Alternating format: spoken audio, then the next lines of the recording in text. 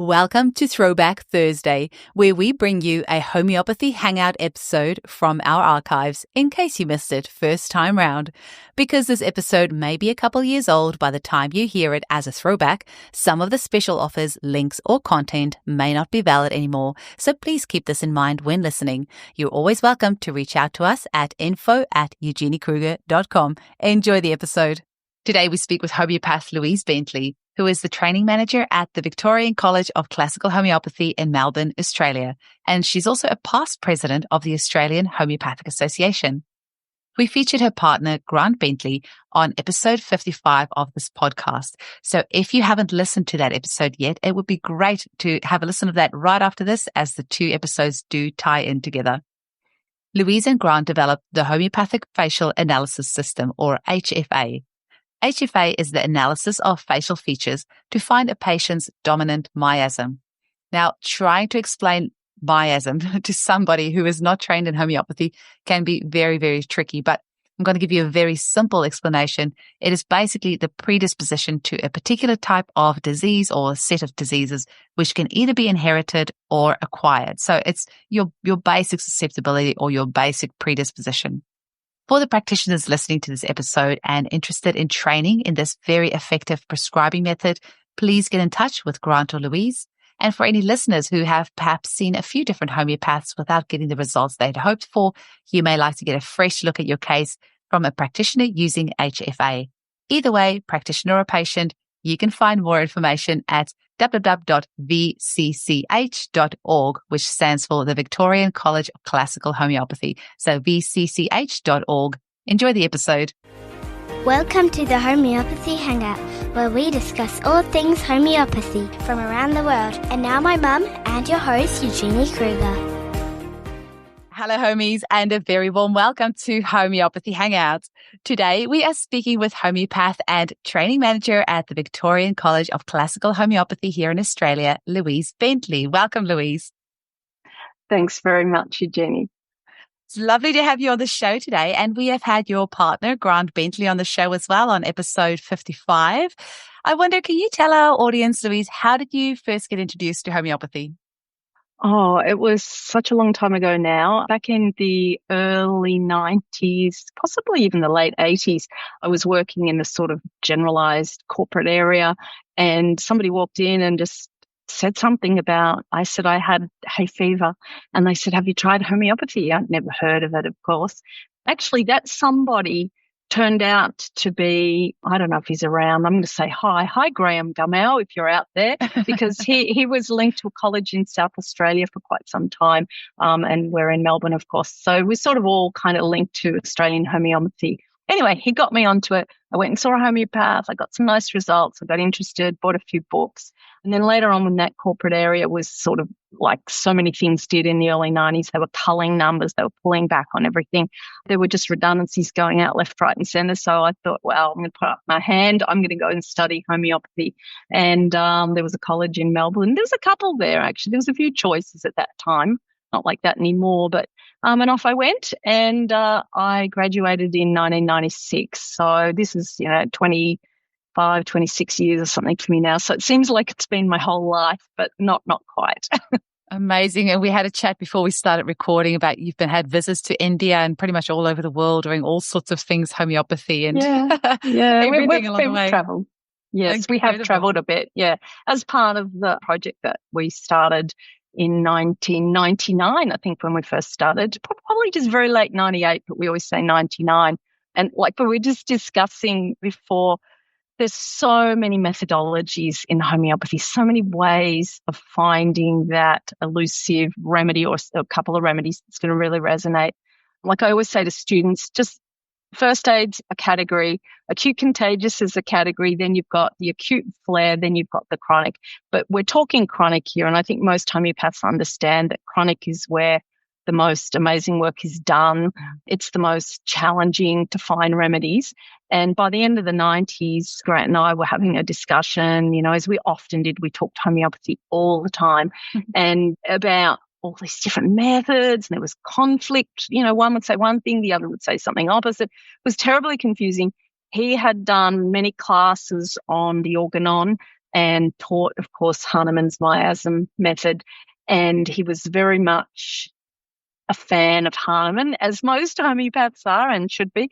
And he decided he'd just go back to the basics. He just sort of felt he wanted to strip it back to the rawness of where it all began and just really test things out in the clinic to try and get what were okay results to better, something a bit more consistent. And he stumbled across the facial features in 3 books. Allen, Roberts, and Forbuster all made reference to the face in regard to miasms. And I remember thinking at the time, oh, Grant, miasms of all things, the most boring part of homeopathy. I remember doing it, we had to study it all and read the chronic diseases and everything. And I remember writing my year 2 assignment on miasms and sort of ending up going, well, I don't know how to apply them clinically. Is it the chicken or the egg? The egg or the chicken? It's all very confusing. And like I said to you, I did the course in India on miasms and generalized homeopathy as well. And there was some information in it that was helpful, but it was still like clinically, where does this take you? And you could see that nearly most homeopaths just ignored it. They just just ignored it. Like, let's just go for the essence. Let's go for the personality, the mind, the deep psychological core of the person. Anyway, Grant's interested in faces. He happened to have a pretty good photographic memory for faces and detail on the face. So he started building a dossier of the patients that had done really well on polycrests that we could fairly safely say belonged to a miasm. The 3 in particular were sulfur for Sora, Thuya for psychosis, and Mercury for syphilis. They were kind of like nobody would debate that. That's kind of a standard, right? So that was a good starting point. And he started to notice some crossovers, but there were still differences because we all have individual facial looks. So it took 2-3 years of experimentation, but the bottom line was as he started to see these features on the face more, he would choose the remedies from the miasm that also repertried. So it's not a direct face equals remedy. It's face plus totality. Face is the miasm. Totality is the miasm. Now let's choose the remedy. And the results started getting better. We were at a conference in Melbourne. I think it was 2002. Back in the days, I was on the Australian Homeopathic Association for quite a few years. I was president there for a bit. And, we're quite really involved in it all. And Grant was asked to speak and he got a really good reception. The audience were really interested. Someone said to him, would you like to come to Sydney and speak? It was about a few months away. And he said, oh, that'd be nice, And then they said, have you got a book? And he went, no, but I can organise that. No, of course, he'd never written a book. So that was the beginning of our venture in writing books. So I think we're up to about book number 8 or something now. I don't know. Wow. We've done a lot. But when you've never written a book before, you have no idea what you're in for, and it's quite a lot of work. Anyway, we got to Sydney. The book was ready. It was printed, all good. So that was great. And that was a nice, moderate sort of seminar because it was a new idea and people were a little hesitant about it, to say the least. And anyway, funnily enough, this Russian doctor just popped into the seminar. I can't remember her name now. I know it if I saw it, but, Russia's in the bad books at the moment, but in those days it was all fine. And she popped in. She couldn't speak English with her translator. And she really just wanted to promote herself. She happened to be in Australia. Anyway, they kind of had a little discussion and she quite liked Grant's ideas. She was a psychologist as well. And she took his book back to Russia. And so that was kind of interesting because later on we got contacted by this rather large homeopathic institute in Russia run by this neurosurgeon who was also a homeopath. We ended up going to Moscow 3 times, which was really cool. And Grant did most of it, but I'm always there in the background kind of helping with faces and questions and so forth and books and what have you. And anyway, so we got there. So that was kind of cool. And that started a bit of travel, like I think about a decade. We sort of went across Europe and we went to the US and Canada and we did India and Thailand and we went to Dubai and we went quite a lot of places and we spoke and met a lot of people, spoke to them about homeopathy, about what was then called, finally got to be called HFA. We called it Homeopathic Facial Analysis. And that was fine, but it was a mouthful. So we just started calling it HFA. Yeah, and that's kind of sort of where it started. Yeah. Oh, well, Louise, you are a great storyteller. And I actually love that you have just put in all the tiny little bits of extra information about how it's all come about, because we didn't really cover that in Grant's episode and we kind of just got more into the nuts and bolts of it. So I have really enjoyed you taking us on this little journey of how, this has all come about. And as you're talking, I can just see you and Grant at a cafe, like looking at people's faces and probably like analyzing remedies. Is it possible for you to ever go out of the house and not see remedies everywhere you go? Well, as I say, it's not directly the remedies. So the way it unfolded was we knew there were 3 primary miasms. Obviously, Hahnemann had made that statement, and Grant had a lot of faith in Hahnemann, as we all should have.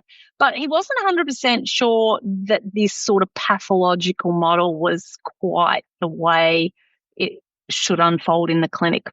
And so he's always been open to questioning everything, not just taking things just because somebody said it, but to test it. He's got quite a scientific mind.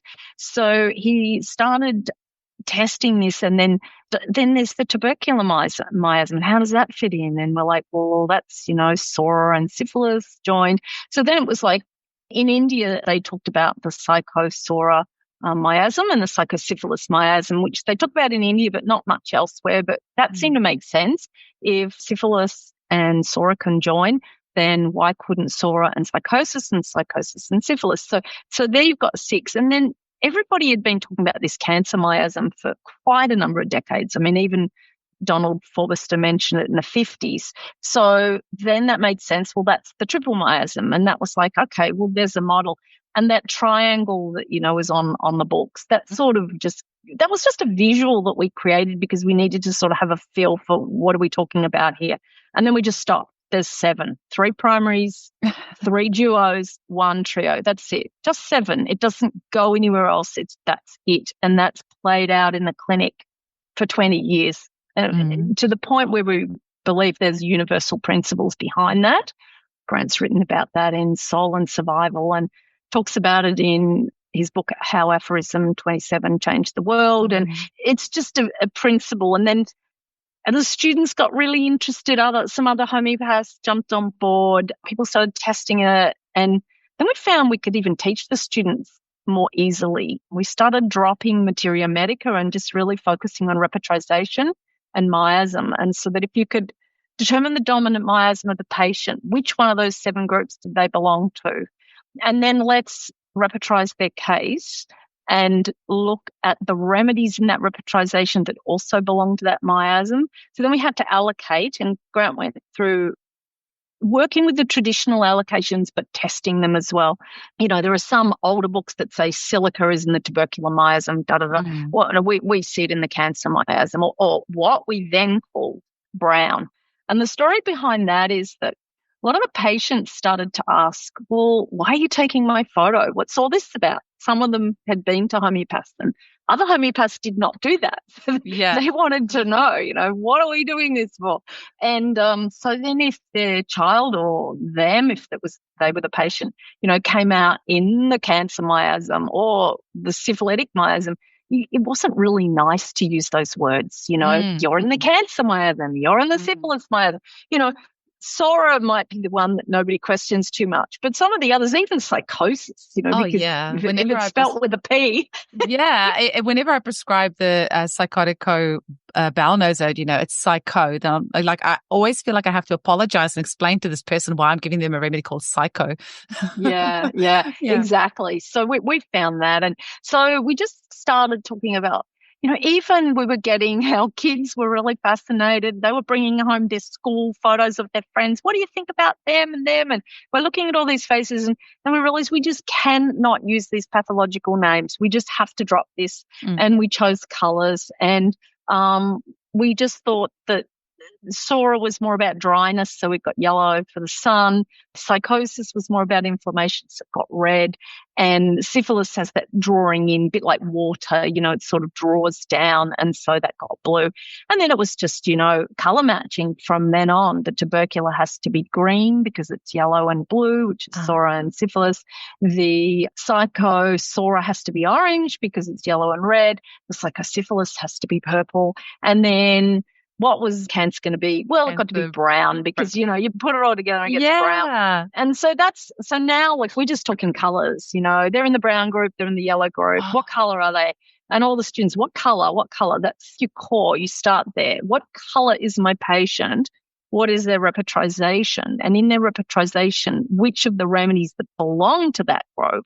So say it's yellow or Sora, sulfur, pulsatilla, lycopodium are coming up high. So you don't look at phosphorus, which is tubercular, or arsenicum, which is brown or cancer. You don't look at sepia. It might be repertosing, but the face is telling you this patient is dominant in Sora. So they need a dominantly soric remedy, but one that also repertrizes with the totality of their case. So it's a two-pronged thing that comes together, it merges together at the end. So it's not just about, look at a face, see a remedy. No. It's look at a face, see a miasm or a colour group. And that's only front arm. We do profiles as well. So we have to see a person's side arm. We have to see their ears, their hairline. Like I might look at you and I can see features on your face, right? I can see the lines in your cheeks. I can see the shape of your nose, your gums, your teeth, the size of your smile.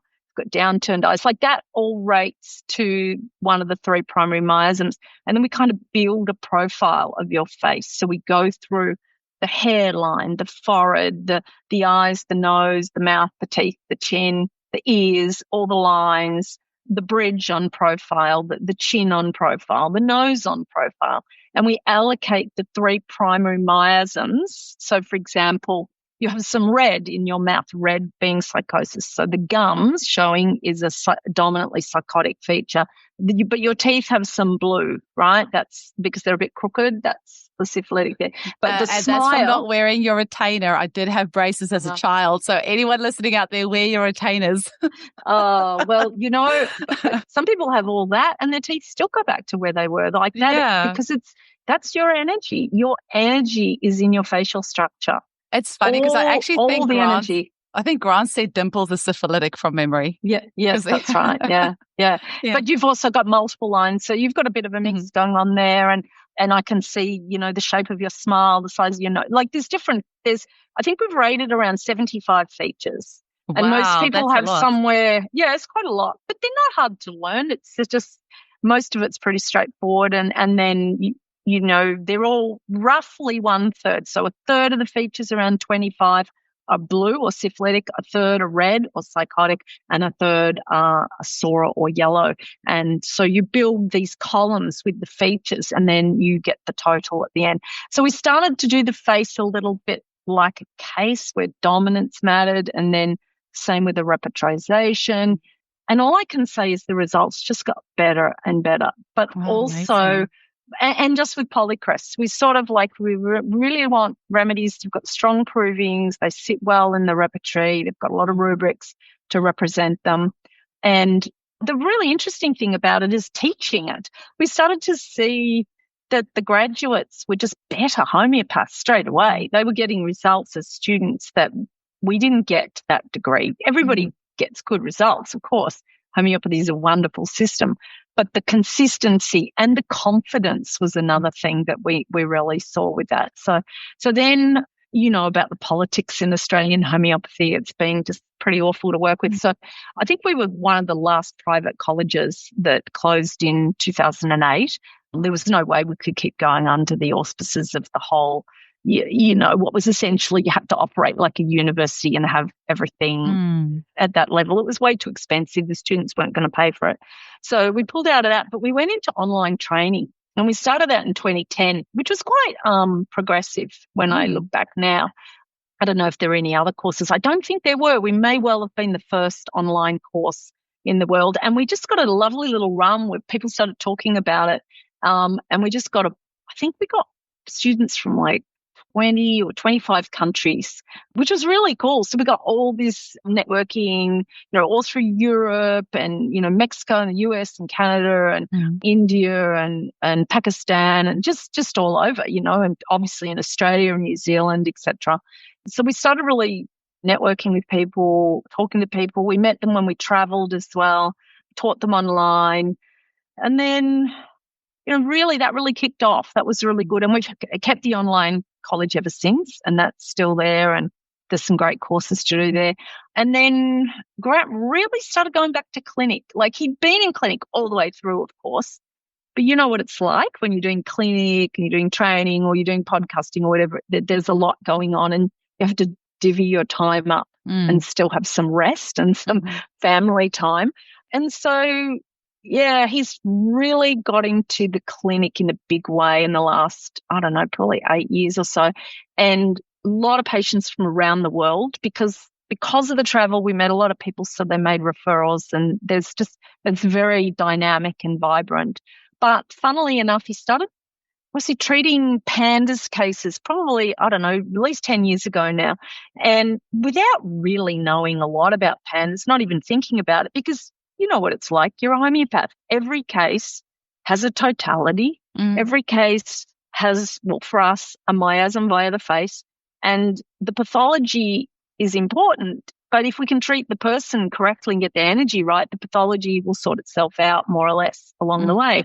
And so he did just do some really good results with some PANDAS kids. And then unbeknownst to us, I remember asking a colleague in the US, I'm saying, we're just getting a lot of bookings from the US. It's really strange. I don't know why. We don't advertise or anything like that. And she said, I think I know. Somebody started a PANDAS group and they're talking about Grant and the methodology. I'm like, okay. Anyway, so then he got a flood of PANDAS cases, which they're all kind of similar in a way. It makes finding a remedy quite tricky. So the face has just been beautiful because you could work out the miasm. They would send photos and then do a totality repertorization and really start to get remedies that resonate deeply to that patient. So then he again wrote another book on that, and that's the PANDAS book. And so the PANDAS has been really interesting because it's been really quite tragic seeing these children that. Yeah, I have somebody very close to me where the child has PANDAS and the mum refuses to use natural medicine. And every time I see this child, my heart breaks because every time I see her, she is worse and worse and worse. And the mum just refuses to look at natural options and keeps drugging this child. And, it's so heartbreaking to see. So let's take a quick break and we'll be back in 1 minute. Hi, homies. This is Sarah Valentini letting you know about a seminar and trituration proving retreat coming up at the end of July and early August this year with Michal Yakia. Michal is a homeopath, botanist, researcher and author of an amazing book called Wondrous Plants, a comprehensive materia medica on the flowering plants in homeopathy. Michal has lectured around the world, and it has been a long-time dream of hers to come and do plant triturations in the Daintree rainforest. Michal is leading a 6-day adventure in the Daintree rainforest in far north Queensland, where you can be involved in trituration provings of 5 different plants. The experience of a trituration proving can bring so much clarity to your prescribing and is a wonderful tool to deepen your knowledge of the plants. This once-in-a-lifetime experience starts on the 31st of July and finishes on the 5th of August, and will include a guided tour with a botanist in the Daintree rainforest. Michal is writing her next book on the ancient plants. So following the adventure into the Daintree, there will be a 2.5-day seminar in Noosa, Queensland, from the 7th of August to the 9th of August, and will focus on teaching about the ancient plants, which include the mosses, ferns, cycads, and conifers, amongst others. This is the information that will be available in Michal's new book that is not yet released. To find out more, please email us at michalyakia2025, that's MICHALYAKIR 2025 @gmail.com, or you can go to our Facebook event page, which is Ancient Plants seminar and trituration provings with Michal Yakir. I really hope many of you can join us. And just for our listeners as well, so I'm sure most of you have heard of PANS or PANDAS, but it stands for Pediatric Autoimmune Neuropsychiatric Disorders Associated with Streptococcal Infections, or just PANS, which doesn't have the streptococcal association with it. But we're seeing that more and more, all these kiddies with tic disorders and all sorts of issues due to, overuse of antibiotics and just their guts being all out of alignment and so much antibiotics at misuse, which was absolutely the case of this little girl that I know about where, they are given antihistamines on a Friday night so they'd sleep better so the parents can, drink. And they would be given antibiotics for absolutely everything. So their guts are completely destroyed. So it's not really a surprise that this has then resulted from that. But it's definitely something that we're seeing a lot in clinic, and I really hope it's something that we can, really help with. So that's amazing that he was able to make such a huge. Yeah, he's been able to make a massive difference with a lot of these children. I mean, there are variations. There are severely autistic or speak more retarded, and you can still do amazing things. But, when someone's got a full-on from birth brain damage as such, you are more limited with affecting that. Although I did do a case which is in the course, an amazing case. You said you wanted to know about a case. This is the most amazing case I've ever done. And I think I presented it at the Homeo Summit, which was in the US this year, April this year, Homeo Summit, yeah. And Anna Jackson. Yes. Dr. Anna Jackson. Yes. She was on the podcast as well. Yeah. Yes, yeah. So I've done a course with her as well. I presented a course for her, CE Naturopathic. So on HFA and how to use it and so forth. But, this case was incredible. This child was just over 1 and had been born very premature, but then at, I think, around 3 weeks of age, had a severe stroke, and it was misdiagnosed, and the brain got flooded with blood and destroyed and basically put it in a coma. Survived, but didn't come to homeopathy until about 13 months old. But the changes under the homeopathic remedy were unbelievably positive. It's an amazing case. And because he had a beautiful little face and we could miasmatically work out his miasm, we only worked with remedies in that miasm. And it made a huge difference to him. Yeah, including some miracle moments where really even his neurological surgeon couldn't believe the growth in his brain was extraordinary, all under homeopathy. So that's the case that's in our advanced practitioner course, which is one of the most incredible cases we've ever seen or dealt with ourselves. I mean, this is the thing. People say, how much can homeopathy do? And you go, well, you don't know, but it's worth a try, because sometimes it can do moderately good. Other times, to such a degree, it's astounding how far it can go. But you've got to get the right remedy.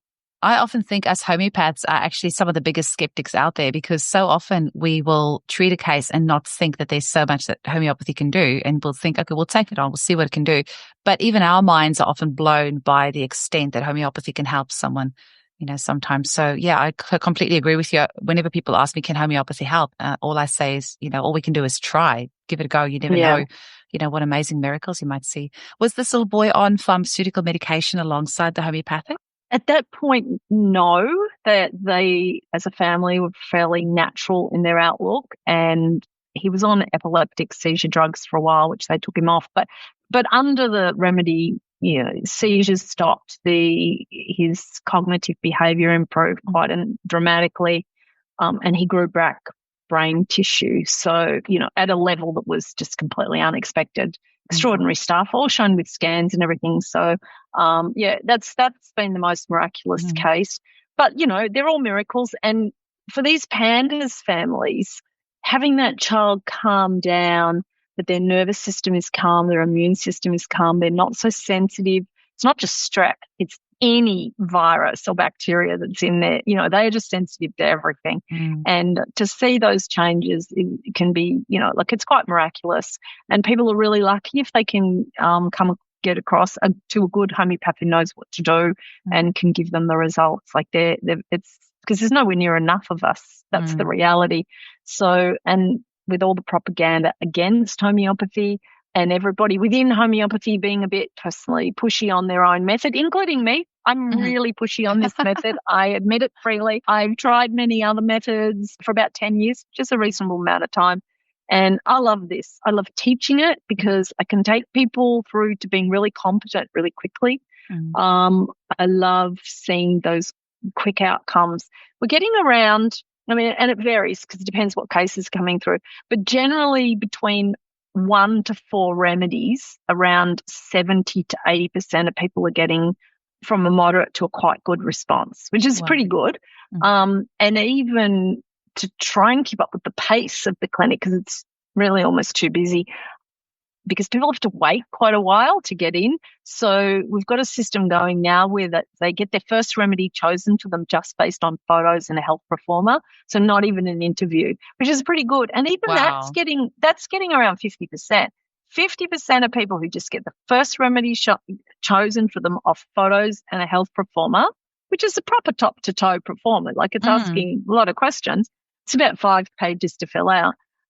Are getting about 50%. Oh, and it varies. Sometimes it'll be 40, sometimes it'll be more. But on average, about 50% are getting from a moderate to quite a good response on remedy number 1, which is extraordinary.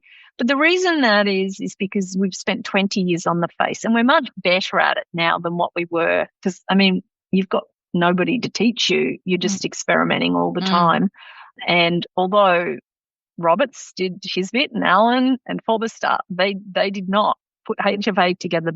They only made observations, and this is a full system, and there's no doubt it works. And yeah, it's very exciting actually, because now I think I said to you, I'm happy to talk a little bit about the environment and the relationship. Yeah, the relationship between patients and their environment. And that's what we're starting to find. We're getting the best rubrics. And it's so much easier. So, for example, so I'll just get back to the environment like a little bit as a prelude to this discussion. So back in around 2000 and I'm going to say 4 or 5, I can't remember exactly now, in the class, we'd have a lot of discussions about miasms and people in the clinic and the student clinic and all the things that were going on. And there was this sense that there was something driving each of those miasms. And it was pretty obvious with Sora that it was what we termed outward motion, like so kind of whoosh, like a volcano full of sulfur goes up and out like that. And that syphilis goes inward. We know all about syphilis going inward. So we could see, okay, one goes outward, one goes inward, but we couldn't quite work out psychosis. Psychosis was like a mystery. And it took nearly 2 years of a lot of discussion until it was Grant, of course, who kind of decided, I think it's this. And then once he said it, we all went, oh, of course. It has got a sort of a neutral energy, but it's based around the circle. And the circle is the cycle of the planets, the cycle of the earth, everything goes in cycles and so forth. So then it just became really straightforward. There's 3 universal energies. We live in a 3D world. There's outward motion, which is the motion of the sun. The sun's rays come out toward us. There's inward motion, which is like gravity pulling everything back down. And then there's this circular motion that just goes around and around in these endless cycles. And that just really helped clarify everything. It was just like, what do they call it? An aha moment or something. It was really, really clarifying.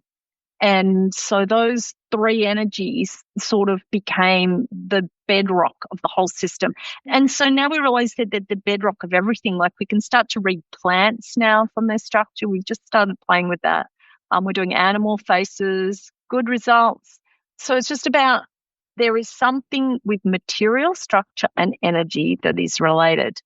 Not a surprise, given that a remedy is a material thing that is broken down and its energy is extracted. So there is a relationship between energy and structure.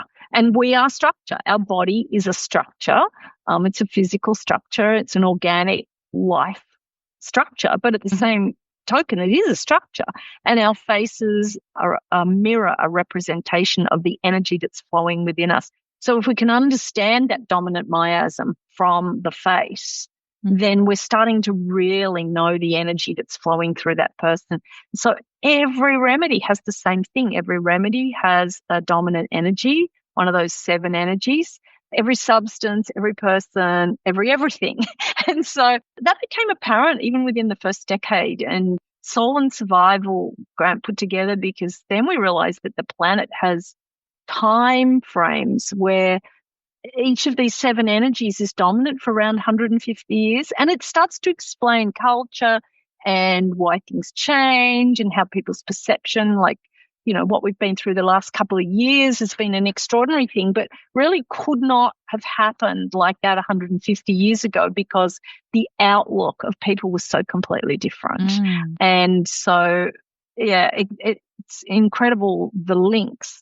So when we bring this down to the clinic and we've got a patient in front of us, first of all, we just take their case and we choose some really clear rubrics that represent them. So it might be as simple as, they're worse for the wind, that always rattles them, or they're very chilly, particularly at night, or, they perspire, particularly on the top of the head or the lower back or wherever it might be. Like there's just these kind of generalized patterns that they present with, which maybe a lot of people present with, but their combination is different. It's a bit like the face. We've all got a mouth, a nose, 2 eyes, but the shape and structure of each of those varies, and then the whole face is different. It's you, as is the remedy you need. And so when you can take a person's case quite easily, like you can take it in a very short amount of time. You don't need to know all their deep underlying sort of all those issues. You just need this lovely look at how they resonate to their environment, which essentially is just modality or general rubrics. And, they might be a person that develops a lot of cysts. So you put in the cysts. Okay, that's a generalized way their body tends to present. They're worse always at 4 o'clock in the afternoon, or they have periodicity, or they have a craving for salt, or they have an aversion to dairy. There's those sorts of very general Bonninghausen style rubrics. And then you just encapsulate that generalization and then link it to their dominant dominant miasm. And now you've probably only got 3 or 4 remedies to choose from. And the likelihood of one of those being a bit of a bullseye is quite high. Sometimes not. And we've got strategies for when we have to just sort of hone down the repertorization to start to draw in smaller remedies. But most people will resonate pretty well off a polycrest, which is nice to know. Yeah, absolutely. Especially you don't have to do thousands. Yeah, especially these days. I mean, I said to you before we started recording is I think the appeal of HFA is just that these days it's just so overwhelming being a homeopath because there's so many different ways of prescribing and so many different remedies out there, and it can be really overwhelming. So there's definitely a huge appeal with HFA because it's such a replicable system, and it's got 20 years behind it now, and it certainly brings you back to basics. And I think especially for beginner homeopaths as well as anyone really, but it will be a really good system to really get your teeth into it and start getting some good results and really get your confidence up as a prescriber before you go and play around with other things if that so takes your fancy. But one of the homeopaths I interviewed, they were saying that a lot of these new remedies and things that we're doing is just for our own, fancy sake for us homeopaths, just to keep us entertained. But at the end of the day, the polycrests, which are remedies that have been around for, a couple of 100 years, we have loads of case studies on it and loads of materia medica and all that. They have stood the test of time. And that's why they're our polycrest, because they've worked for so many a couple of 100 years. Yeah, so, and they're so well represented in the repertory. And and here's the thing: you think you know a remedy, you think, oh, I know sulfur, I know pulsatilla, I know phosphorus, and yes, you might know an aspect of it. But when you look at, say, sulfur, and I like to pick sulfur because I think it's the most represented remedy in the repertory. It's got about 30,000 rubrics, which is a lot. And the reality is most patients haven't got a lot of rubrics. They might have 4, 6, 7, 8, depends, might be a few more. So how many combinations in just sulfur are there when you're drawing on 30,000? I know there's some duplication in there, but even if you drop back to 15,000 and you're only taking 8 and you're combining, you can have sulfur, you can have a chili sulfur, a hot sulfur, you can have a sulfur that's all bedraggled and like an eccentric sort of, person that has their, junkyard in the back room, or they can be a meticulous business person. I remember we did this beautiful case on a little boy. He'd come from South America. He didn't speak very good English, but he was this incredible soccer player. And he was about 10 or 11. He had shocking migraines. And we were really, by then, we do this by the method. We just do the face and we repertoise on his 6 or 7 rubrics that come forward in the case. And his face was saying dominantly red, dominantly psychosis. And the top remedy coming through was sepia. Now, everyone, it's a woman's remedy and all this sort of thing. Well, this little boy, this little soccer player, he did beautifully on sepia. Oh, wow. Got rid of his migraines in 1 week. Wow. That sort of thing. And so we find the typecasting is unhelpful because it actually, you think if you can take your ego out of this, just take it out and just say, I have no idea what remedy this person needs. I don't know. In fact, you don't even know until after you've given it and it's worked, because you could give a remedy that doesn't work, and we do it all the time, and it happens to all of us, no matter what method. But if you've got a method where you can start to look at your results over the year and go, gee, the percentage has been pretty good. And so it's pretty common that we're running at a pretty solid 80%, if not more. It can go as high as 90%. You'll always get people that don't respond. I don't know why. Who knows? There's just some small percentage of people, around 10%, that just, whether it's you haven't got the right remedy, they're not quite telling you the information you want, or maybe they're resistant. I don't know what it is, but however, the majority do get a result. And if they're prepared to give those 4 to 6 visits, they should come out at about the 6-month mark considerably better than when they came in. And for some, it can be days or even a week, and they can start getting really quick responses. Others, it's sort of slow and steady. So, yeah, it's really, really nice to see and nice to teach as well. Yeah. So, Louise, for clients who want to become patients, where do they go? And for the homeopaths who want to sign up to learn about HFA, where do they go?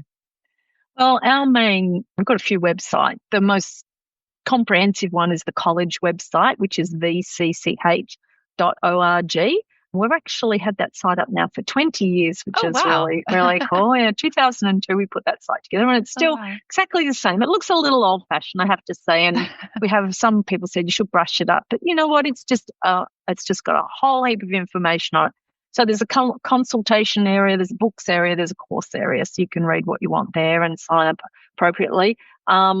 We're probably we prefer more people do courses and learn how to do it themselves, although it's always fine to book in as a patient, but we're at a point where we really want to teach more people how to do it, because really you don't even have to have a background in homeopathy. You can learn. We've got a very basic introduction to homeopathy course, and then you go straight into the practitioner course, and pretty much everyone can follow it.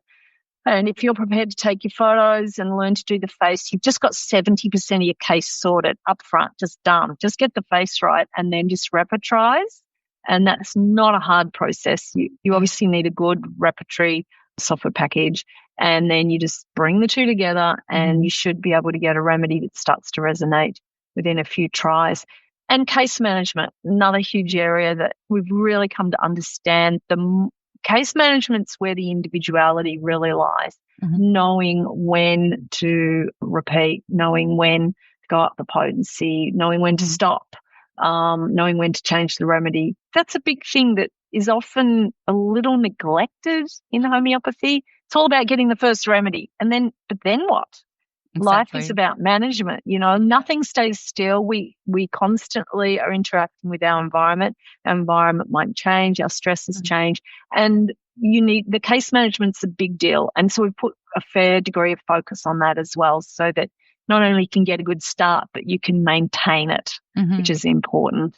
Yeah. That first consult, I just wish more people could understand that. I always say it's just you just throwing a little pebble in the pond and then seeing what ripples come out of that. But it's really those follow-ups that are actually the most important.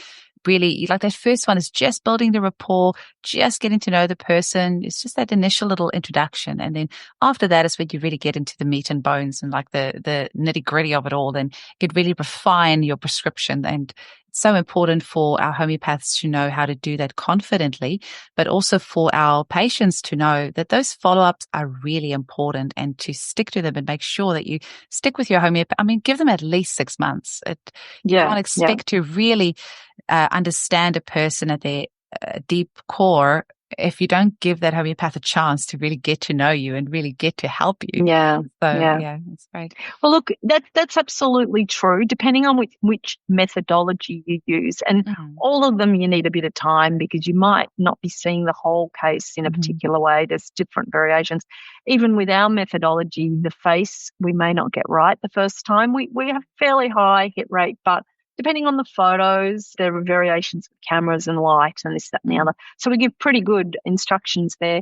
But one of the nice things is we actually have been able to get results a little faster. And it's been noticeable that a number of patients that have come through that have seen quite a number of homeopaths. So they've really tried, and they've given homeopathy a really good go. In fact, you could argue, why do you keep trying? You haven't had very good results till now. So, but they do. Maybe it's because they know there's not much else sometimes for some problems. There really isn't. And, but, we've had people with 4, 5, 6, 7, 8 different homeopaths they've tried prior. And fortunately for most, not all, but most, we've been able to get a result for them within a few goes because it was, and it'll be something like that. They were never given mercury. They were always given, I don't know, all these different remedies that it looked like, but they're dominantly in the syphilitic group. They're what we would call the blue group, and they need a blue remedy. Their face is telling us, and nobody saw that because they're not a classic mercury picture, right? So it still repetrizes if you care to repetrize it, and it matches the miasm, and it works beautifully. And so the face it's like a doorway into remedy potential, and you don't have to feel the remedy. You don't have to worry about that aspect. You just repetrize and allow it to come to the top because you've done a good solid generals repetrization. And it's been really, really nice to be part of it actually. So if people want to know more, have a look at vcch.org and feel free to contact us, ask questions. That's fine. We're available for that. And we run a pretty tight ship, and we like to think that we provide a quality service. So we do our very best to help people. Yeah. Amazing. Well, I hope a lot of people take you up on the offer because intuitively it does make a lot of sense to look at the face as a way of finding our answers because it just so true. I think all of us resonate with it to some point where you can look at a person's face that you've never met before and you can get a really good feel for that person just by looking at their facial features and the way that we, the dominant expressions and things that we have on our face does end up getting etched in over time, which, it's right there for everyone to see. So why not make use of this in homeopathy and, it absolutely is prescribing.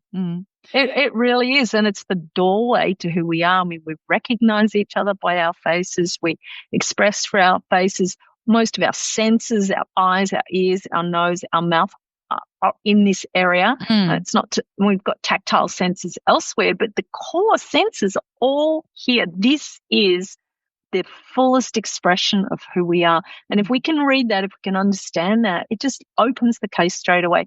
And the main thing it does is it filters out what we don't have to look at. Okay. So, it doesn't matter how great self was looking on the repetrization. If they're not dominantly sorry, we're not wasting our time on it. Good thing about that too is we get very low aggravations.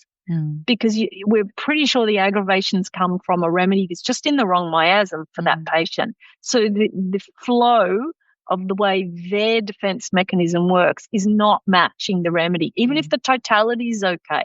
And you can still get somewhere on totality without the miasm. But when you match the two together, just like Hahnemann said, like he sort of knew, but for whatever reason he chose the pathologies and it just went off on a bit of a tangent. But everything he said is correct.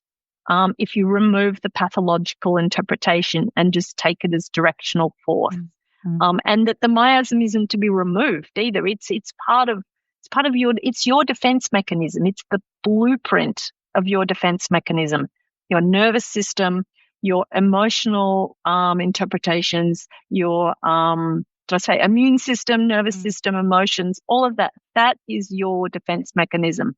And you have a blueprint, and it's one of those 7 miasms is the blueprint. That's the blueprint. All yellow people have a yellow blueprint. They might need a different remedy within the yellow group, depending on their personality, their generals, how they react to the environment, etc. But the blueprint, you start to see similarities within the group across the 7. That's the book that Grant wrote, Soul and Survival, because he could see that fairly quickly. And that's interesting too. But in the end, it's the diagnostic of the face plus the repertorization. That's the clinical, the 2 clinical tools that just, it's like cutting through butter. You just sort of, you're there, you know where you are.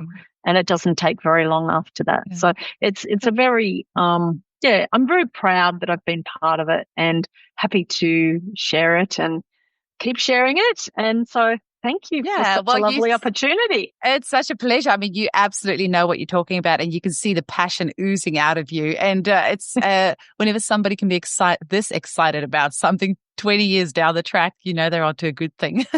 So thank you. I'd like to think so. Thank you so much for your time today, Louise. I really appreciate it. And I know that you've got to get a lot of people getting in touch with you, because this is something that sounds incredibly valuable. Yeah. Thanks so much. Thank you for having me on. It's a pleasure.